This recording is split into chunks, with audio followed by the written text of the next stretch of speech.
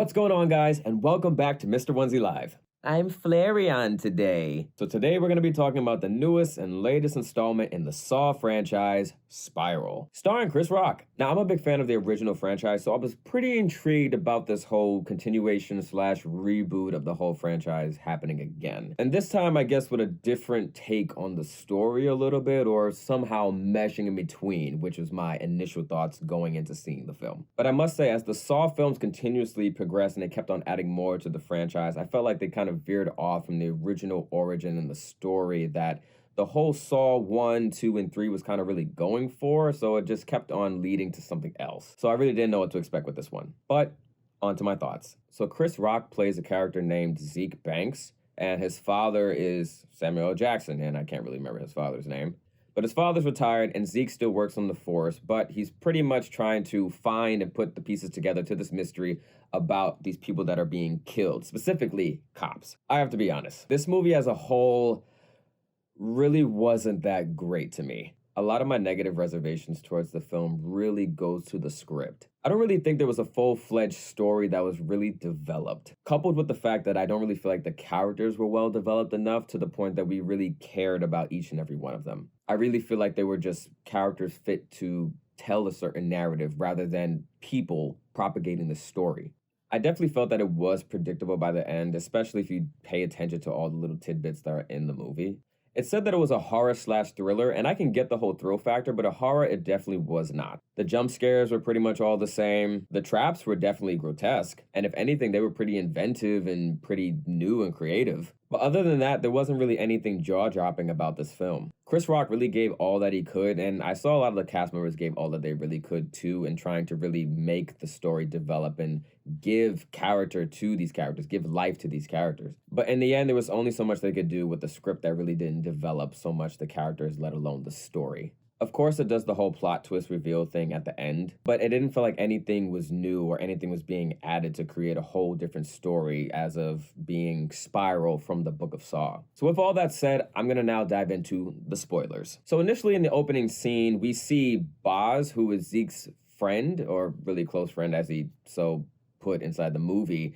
He gets killed and pretty much, well, captured by the Saw person, Jigsaw with the pig mask, and he gets put up in a tongue trap. He doesn't escape, and he gets hit by a train. So Zeke later finds him after at first being introduced to his new partner at his department because he doesn't work well with any other cop on the force because they call him a rat and a snitch for outing out a dirty cop. So nobody trusts him. But the captain gives him a partner who is Shank, a new detective in training. And so they investigate the murder of Boz, Zeke's good friend, and they find that it was him that's dead. So Zeke is really torn up about it, and they see a whole spiral and everything, which leads to the fact that everything just continues to unfold and unravel from there. Zeke is being given these boxes that have parts from the victims, as well as clues to where these spirals are located to find other different boxes. And all the while he's going around and around, other cops are getting captured and killed because they failed to get out of the traps, and pretty much it's the same whole format, and Zeke doesn't really figure it out until the end.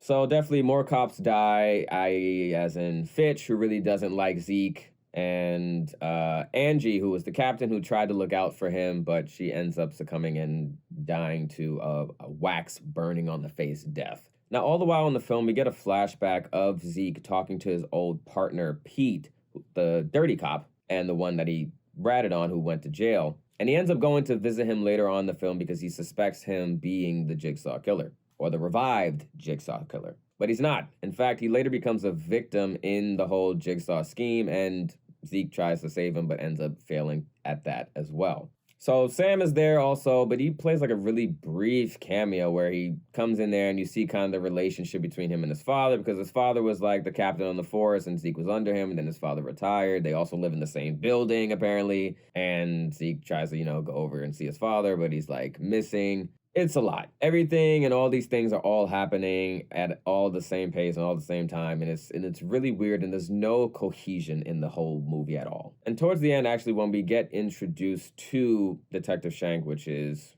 Zeke's new partner, we get to learn a little bit about him, that he has a family and all those things, but he ended up becoming a victim as well. His body gets skinned, and you can see from this skinned slab on the ground that it has the tattoo Charlie of his son's name on his arm that, he died. But fast forward towards the end, who do we see as the actual Jigsaw killer? It's Detective Shank. And why does he do all this? Well, it's simple. The dirty cop, Pete, who shot a guy who actually was a witness to testify some court case that's never explained or never elaborated on, his son was watching, which was Detective Shank all those years ago. And kid Detective Shank saw Zeke stand up to the dirty cop, and it was at that point where he wanted to become a detective, and that whole plot sequence just kept on unfolding. Because then his whole motive was to target dirty cops, which isn't bad, but with this story, I felt like they were really pushing a narrative. Because the fact is that they ousted Zeke for basically snitching on a dirty cop where he broke a code of loyalty. I don't know if that code exists among the police force, the law department, or whatever police force.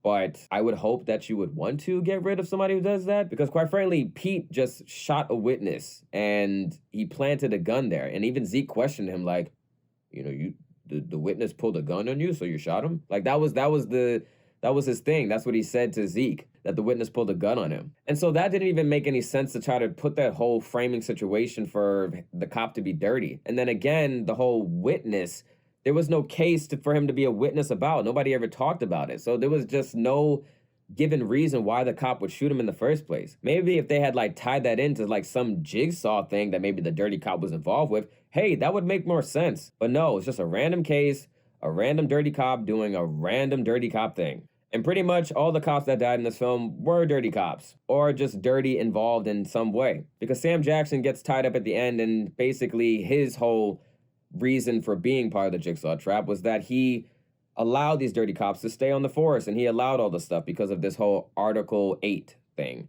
which allowed cops to do things to get things done to clean up the streets. And I get it. It's talking about a systemic issue that is prevalent to today. And I really think Chris Rock pushed this idea to Lionsgate to have this whole thing full-fledged. But I think the narrative was literally pushed too hard to the point that it was so unbelievable. And at that point, I really couldn't put myself in the situation because I couldn't believe it. And I feel like that state of disbelief really alienated me as well as the audience. And it was also at that point that I felt like the script took a huge downfall. So Detective Shank, talks about the plan and elaborates everything that he wants to work with Zeke on killing the dirty cops. And Zeke, at first says yeah, I'm with it. But his last test is to pretty much shoot this target dot to save his father, who's hanging up by strings, as you can see, in the trailer, and he's bleeding out. And Zeke only has one bullet left in the gun. Does he shoot Detective Shank, or does he shoot the target that releases his father? He ends up releasing his father. But at the same time, SWAT is also on the way and outside of a door. Now, Zeke does go after Detective Shank before he leaves the elevator shafts and kind of punches him and wails on him or whatever. And at the same time, SWAT is coming in and about to come in and all that stuff. And, Sam is on the floor laying down, trying to, plead, hey, guys, don't come in and all that stuff. But it doesn't work. SWAT comes in and they break this contraption when the door is open that strings Sam Jackson all the way back up. And because SWAT is in and they see fighting and stuff, they apprehend Zeke and he puts his hands up and he gets down to the floor. Weirdly enough, they don't notice Detective Shank in the shaft, just back there or whatever. All they really see is that the contraption is bringing up Samuel Jackson, and all of a sudden the contraption moves his arms and moves him up like he has a gun in his hand, and the lights flash behind him so it looks like a silhouette of a guy pointing a gun. So what does the SWAT do? They shoot him. And in the last bit of horror, Chris Rock screams out, no, and of course, and while all that's happening, you hear the famous din-din-din, din-din-din, din-din-din-din. And Detective Shank escapes in the elevator shaft, and it closes, and that's the end of the movie. Yeah, it was pretty disappointing. I really feel like there was more creativity that could have been expounded upon in this franchise. And from the fact of the title that is called Spiral from the Book of Saw, I really feel like they didn't take anything from the Book of Saw, not one page. And no pun intended, this film spiraled out of control. So if I have to say a grade for this film, I probably would definitely give it a D-.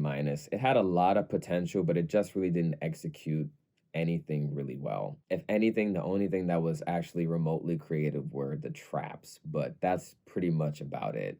So, Spiral. Let me know if you saw it in the comments and what were your thoughts about the film. Please leave a comment below about any films that you would like me to talk about in the future. Please like and subscribe, and follow me on my social media accounts. Thank you all for tuning in again. This has been another Mr. Onesie Live production.